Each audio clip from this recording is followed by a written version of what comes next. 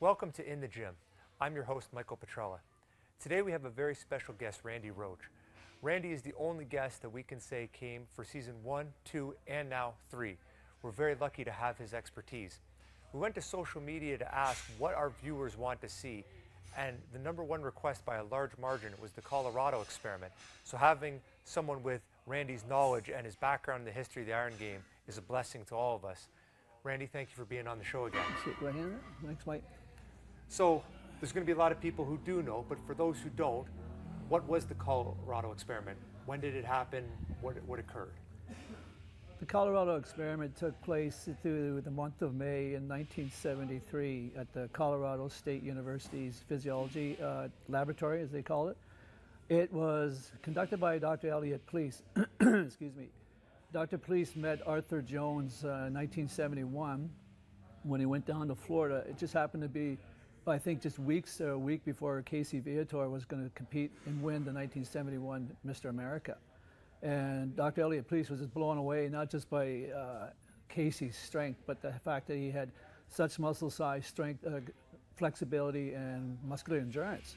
Because at that time, we thought you couldn't get that all in one package deal of training. You had to train specifically for cardiovascular, you got to train specifically for muscle, and then you had to do some type of flexibility routine just for your flexibility. But Arthur was touting at that time that he can do it all in one shot. So they had set up, Arthur wanted credibility, so he knew he just couldn't tout his own stuff. So having Dr. Pleece from the Colorado State University, it gave him more credibility, so they set it up for May of 1973 for a 4-week span to see how much muscle could be built in that period of time. So essentially it was a case study, and they were looking at what kind of results they could produce in a short period of time. Yeah. So going into the study, what kind of shape was Arthur Jones and Casey Viator, who were the two models for the study, what kind of shape were they in? Because you had mentioned earlier Casey was in tremendous physical shape in the 1971 Mr. America. Yeah. It's probably best that we set a little bit more context before we, in terms of why Arthur wanted to do this. Okay. Because I think it's one of the questions when we were talking, you asked me, why did he want to do this? Okay. And Arthur was very smart. You and I have done an entire other show on him that people can watch to get more background on him, because he was quite the entrepreneur, quite the adventurer. But he wanted, I would say, in my opinion, a very hyperinflated marketing vehicle for his training ideology and his equipment, exercise equipment technology, that was at a time when weight-resistant exercise was about to break out into a whole new industries outside of just the Iron Game, which was bodybuilding, weightlifting, and powerlifting. And weight-resistant training was now being accepted more so, and these other industries were along the fields of strength coaching and rehabilitation. Now, at that period of time in the early 1970s, both pro and amateur sports were going under an enormous change. At the pro level, with television through the 60s, the commercial viability for pro sports, all athleticism, became much more because so many people were watching it right in their living rooms, right? Everybody's getting a TV. And with that more viewership came bigger money, bigger business, bigger politics. Even on the amateur level, that the long-standing control of amateur sports under the AAU, that was the Amateur Athletic Union, and the NCAA, that's the National Collegiate Amateur Association, they were going to be divested of their power over amateur athletics in the United States, and it was going to go over to the United States Olympic Committee. This was a major change. Part of it was due to the point at that period, there was a growing concern about one's health and fitness, and even in America's youth, and much to do with the poor performance in the 1972 Olympic Games, because America didn't do as well as they wanted to. And they were wondering about, okay, what can we do here? Hence the change in the amateur structure. And in 1972, they started the United States Sports Academy. You've heard of the American College of Sports Medicine, which was actually already existing, proliferated out. So resistance exercise is starting to get respected. And like I said, with these new fields into strength coaching and rehabilitation, Arthur wanted a big part of that. And that was, I think, his main reason to get a good marketing vehicle for that. At the same time, There were some strength testing tools coming into the game, specifically from the Lumex, the medical company, who had a Cybex. They just claimed they could measure the force output with their dynamometer, if you can say that one 5 times fast, right?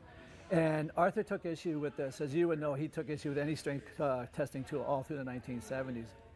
But during that time, the Cybex unit, it only worked in what they call isokinetic, in a positive motion of an exercise. For example, when you lift a curl, when you come up, that's the positive. When you go down, that's the negative. It only worked in the positive, and Arthur took issue with that. And in the Colorado experiment, he wanted to show that his training ideology and his equipment using accentuated negatives, the lowering of a movement, was even superior than just the positive. So those were the main reasons for the Colorado experiment, a marketing vehicle, and to basically snub the entire industry, because his technology and ideology just ran totally opposite of what was going at the time. So that was fantastic information, and I think it gives a lot of context to the viewer of all the different things that may have been going on in Arthur Jones' head during that time. As you alluded to, he was making his own equipment. Maybe you could tell us a little bit about the specialty equipment that he made specifically for the experiment. Arthur was bringing into the game a whole different jargon of physics, torque, foot-pounds, all the dynamometers, like I just said before, tenths hours. Arthur believed that a barbell was inferior. He said it was a great tool up to that time, but it didn't give you consistent resistance through the motion. Like when the muscle works through its axis of motion, he believed that the resistance had to vary. The resistance had to vary according to your strength curve versus the resistance curve. Where a barbell, he said, was only direct when it was at 180 degrees in phase with gravity. Like, I mean, when they were basically at the parallel point, it's your static position. He said, the only time he thought the barbell was the most efficient. But it was more efficient than that. But his equipment, we're using cams, was they were able to vary the resistance as the muscles moved through the axis of motion. So basically, that technology was opposite what most people were using at that time in terms of barbells and dumbbells and universal machine, but it'll tie into some more equipment we can talk about in a minute in terms of what he was doing when you originally asked me what they were doing before the experiment started.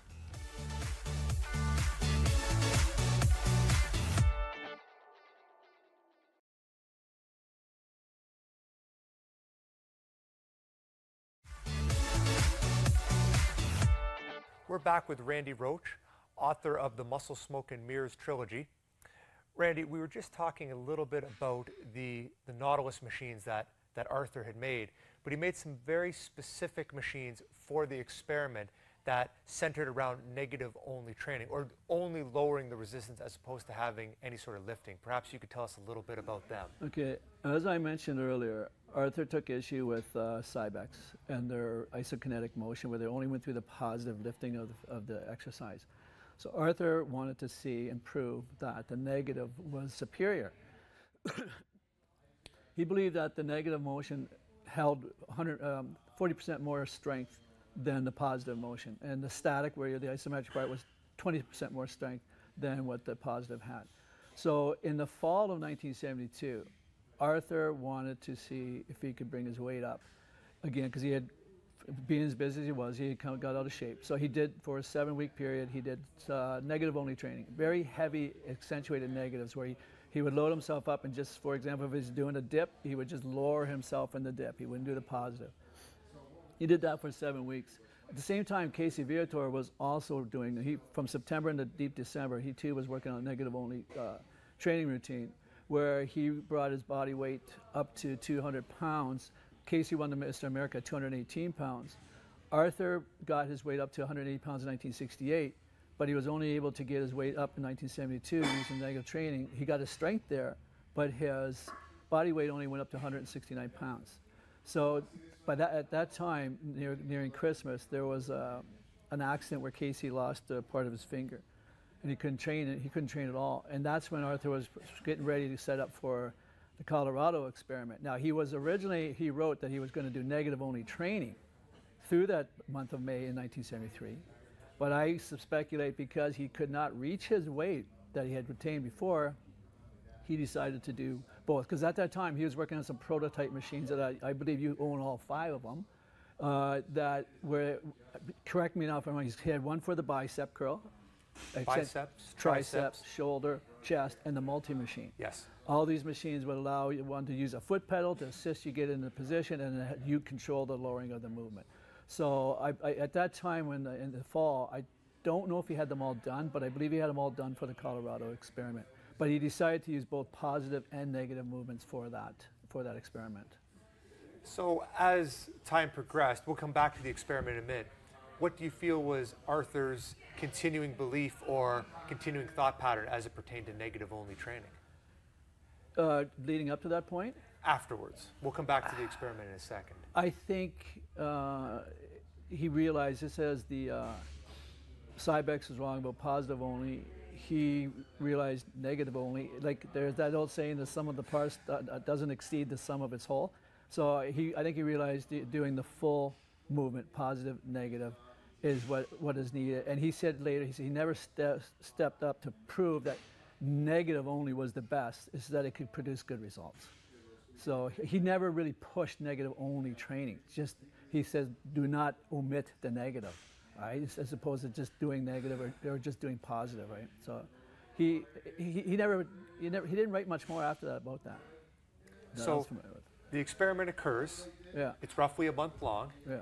And what were the results? Because especially the results Casey Viator got, the younger, more genetically blessed individual, what were the final numbers for him? Casey took his body weight from 167 pounds up to 212 pounds, a gain of 45 pounds. Then Arthur took his weight from 144 up to 162. Now, they were using a fat testing device called the whole body counter, which supposedly measured the radiation given off by potassium in the lean body tissues. But so they thought Arthur lost close to 2% body fat, and Casey lost 17 pounds of body fat, which would have brought his muscle gain from 45 to 63 pounds, which had everybody going, jaw drop. What? This is impossible. Now, that whole body counter technique would be thrown out. Like 2 years later at West Point, they tried it and they used it. It wasn't accurate. So Arthur had expressed his doubt that Casey had lost 17 pounds, but still, it was a 45-pound gain. And when you look at the photos, you'll see that he was impressive at 167, but he's really impressive at 212 pounds. He still fell shy of his 218 pounds that he weighed at the Mr. America in 1971. Arthur, again, he only made it to 162 pounds. He never even made it back to his 180 pounds, but that he reached in 1968. But so there was always controversy about Casey's 63-pound gain of muscle, and of course everybody just believed he took steroids, right? And I had met Casey, and I had interviewed him again for the books. And Casey said, I'm not going to deny that he took steroids in his life, but he said he didn't take them to experiment because he said he's only regaining weight he already had. Arthur Jones, he said Arthur was offering him X number of dollars per pound of muscle gain, and it was the equivalent of a Corvette, and had Arthur got any wind at all of steroid use, the deal was off. And I talked to Kim Wood. Kim Wood was Arthur's right-hand man for many years. He ran Nautilus Midwest. He said his brother Tom went with Casey to try to maintain that no drug clause, right? So Casey was a genetic freak. Like I said, I met him. He's got the genetics for it, rebounding like that, because we got to talk about that aspect of what these guys actually did to get the results. But they gave Arthur what he wanted, a phenomenal marketing, a very hyper-inflated marketing vehicle that he wanted to put out there. And the universe, he went to war. There's a whole story that follows this that we don't have time for. But he got what he wanted out of that.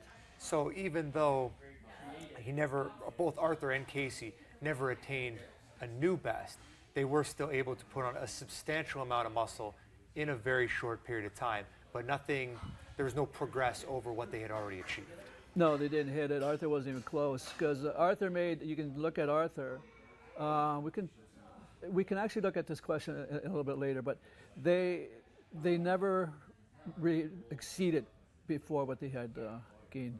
It was just muscle reacquired, and they had starved themselves purposely for this, that we can talk about more on the other side if you want. That's fantastic, Randy. And we are going to talk a little bit more about that after the break.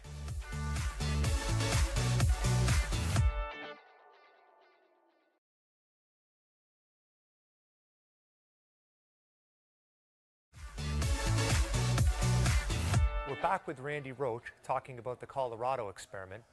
And Randy, what I wanted to ask you about was, it's been many years, many decades since this experiment occurred. And if you were to even do a quick search online, you would see that it's very much in dispute whether or not the experiment even happened, let alone what the results were. What are your feelings on that from your own knowledge?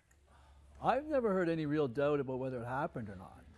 It was just a matter, what I found, most people accept that it was done and the numbers were the numbers.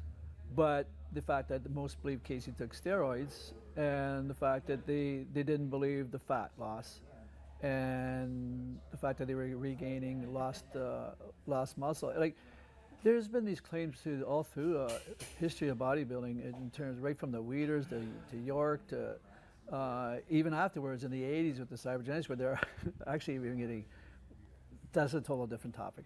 But it's just been, people have tried it too. They just, Casey was a genetic freak, right? And Arthur had pretty good genetics for muscle too, but he really, he knew what he was doing. He knew how to wind up for this and get the results that he wanted. Again, Arthur, that was his character, that was his personality. It's just over the top. So that's what he wanted. He wanted to study to show, like, I can put lats on a garden rake, right? That's hyperbole. Arthur was just that kind of guy, and like I said, people started to, Arthur made a lot of enemies. So a lot of people just like to attack the Colorado experiment because they just don't like Arthur, right? But I believe there's a fair amount of validity to it. Whether Casey took steroids, I don't know. Maybe he did, but I did meet him, and the guy is just phenomenal. Unfortunately, he's passed away several years back. But many aspects of it, I think, were valid. And people are always, this game, everybody questions everybody else, right? So that's just normal. I don't even think twice about it. So if we're going to assume that everything did happen and the results were the results and everything was reported accurately, then what, in your opinion, gave Casey those tremendous results? What produced those numbers? Okay, we'll proceed with the notion that neither Arthur nor us, we believe that Casey lost 17 pounds. So let's look at a 45-pound weight gain as opposed to a 63-pound gain of pure muscle. Arthur knows about regaining strength and how fast he can gain. He knew that back in the 50s, how fast he could regain muscle. Arthur walked around always at 160. If he didn't work out, he weighed 160. And he came into that experiment. He starved himself down to 144 pounds. So he had himself wound up. Casey, again, remember, in December of '72, Casey did negative weight training. He brought his weight up to 200 pounds. Okay. So basically, for the next month, he could recover from the accident, and he took a bad reaction to a shot too that almost killed him. So he on top of that, he purposely ate 800 calories a day to bring his body weight down to 167. He still looks good at 167. You see the pictures of him? I have. Yeah, I remember though. Like, they said, man, the guys, I wouldn't mind looking like that. But they knew when he came in, and untrained, starving, that it was just going to rebound. That's what we call rebound training. And a guy like Casey could put probably that kind of weight on in that period of time, because he was eating, like, I think 500 grams of protein a day, and these are mostly real foods, and it was lower in fat and lower in carbohydrate. So sometimes that environment alone can bring some body fat off, but he just ate and trained, but he didn't overtrain. He got I think 2 hours, just over 2 hours of training a week, but it was very intense. It was negative, it was positive, and I think a guy like that we kind of emaciated, but very starved down, they're going to regain the muscle fast. It's like when you break your arm, you go to the cast or your leg, the cast comes off, your muscle comes back way faster than muscle memory than it did the first time to build it up, right? So we got an interesting combination of someone who has superior genetics, yeah, may or may not have had anabolic help, but had already been at a very high level of muscular body weight and muscular strength, being trained. And that's the other thing, even personal training, someone pushing you was something that wasn't as terribly common back then. I mean, some of these guys had training partners, but that was about it. And even a financial gain if he did everything right. It's, in my opinion, a tremendously powerful set of circumstances to produce those results. Yeah, Arthur was lucky at Casey. He was going to be originally the only guy. I think they talked about his son Gary. But Arthur himself was not a marketing board for Nautilus because he claimed himself to back in 1954 to have brought his body weight up to 205 muscular at just under 5'8". Now, no drugs. That's bigger, the same size as 5 Mr. Olympias on steroids. Nobody's got to see any pictures of Arthur like that. Nobody ever saw Arthur like that. So we had to take his word for it. And at that time, he didn't train. He got those results because just after the war, he was training about 7 days a week, 4 hours a day, which is crazy. So then he started training the traditional 3 days a week, 3 hours a day. Okay. And then he said when he cut that in half from 4 sets to 2 sets, and he grew tremendously. I think he said he could later cut the exercises down to from 12 to 8, and he brought his body weight up to 205. But a couple of years later, he was right back down to 160 because that's when Boyer Coe had met him. Said Arthur wasn't that big. So when he, at his early 40s, it's a dispute over his age, whether he was 42 or 46 in 1968, when he brought his body weight back up down to 180, he should have been able to hit that weight. If he's natural, never took steroids. I was thinking, hey, he fell 25 pounds short. And again, when he tried it in 72, he couldn't even hit 180. He hit 169.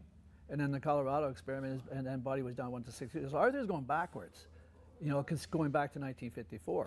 So it's a good thing he had Casey there because when I looked at Arthur Jones, I spent several years and looking at the numbers and all that stuff, and I thought, he got great results with a barbell and chins and dips, and he trained a lot longer. Most 2/3 of his routine was rest. If he was training for 3 hours, he was training. He was resting for 2 of those hours because the sets that he was doing just wouldn't take that long. So by collapsing it all down, other than Casey, neither Arthur nor the cadets at the West Point study that 2 years later got those same results. So we got about a minute left, Randy. My last question would be, do you think that could be, or the experiment could be replicated today? Well, many have. Josh Trantini's tried it twice over the years. It's just a matter of you have the right, you don't have to have the exact equipment. You just got to have to be willing to starve yourself down for a few months and say that you're well underneath your muscular body weight and come in and train same way Arthur did. You're going to gain. You might not gain like Casey did, but you're going to gain. If you don't, I think you should get out of the game, right? Because you're just going to gain muscle. It is, and it'll be based relative to the person's genetics, right? That's great, Randy. I really appreciate you being on the show today and sharing your knowledge with us. If one of the viewers wanted to get a hold of you, what would be the best method of reaching you? My website at randyroach.ca. Contact me through there. That's great. Thank you again for being on the show today, Randy. Thanks, Mike.